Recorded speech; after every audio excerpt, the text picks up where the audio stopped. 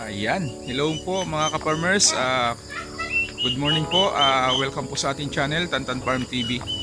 Guys, for today's video is pasisilip ko po sa inyo yung aking mga pabo na namisa nung nakaraang buwan. Ngayon po ay nasa 1 month and 10 days na po sila at medyo malalaki na rin po. Tara guys, at pasisilip ko sa inyo. Mag-intro muna tayo.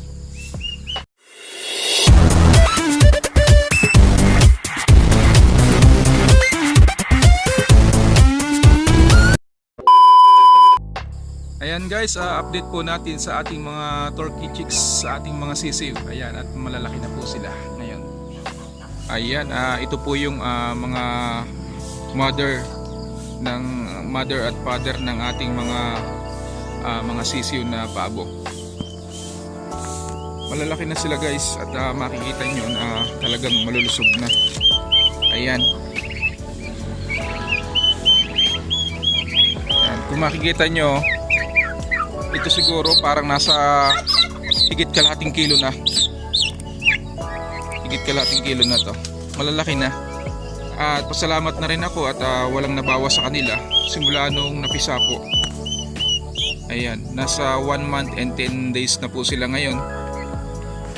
At malulusog naman itong ating mga sisiw. Hindi ko po siya pinakakawalan kasi masilan po itong mga sisiw natin. Baka mamaya makagat po ng langgam or makain po ng marami po kasi dito mga pusa na gumagala at mapagtripan.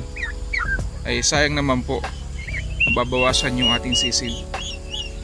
Ayan, ang pakain ko po dito ay minsan hinahaloan ko siya ng feeds, pero kalimitan po sinasanay ko na siya sa mga organic na pagkain tulad po ng Madre de Agua at saka mga puno po ng saging. Gustong gusto po talaga ng ating mga pabo na to. Ayan. Gustong gusto po nila yung mga saging, yung puno na tinadtad na hinahaluan lang po natin ng kaunting feeds sa kada rack. Ayan. Ayan guys. Ayun, at salamat po guys sa inyong panonood.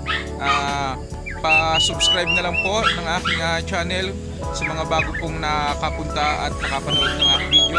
Please subscribe po my channel. At ingat po tayong lahat kung saan man tayo naroon, sa mga kapwa OFW ko dati, sa mga katrabaho ko dyan, shout out sa inyo. Yun lang guys, at bye bye po. Ingat po tayong lahat and God bless.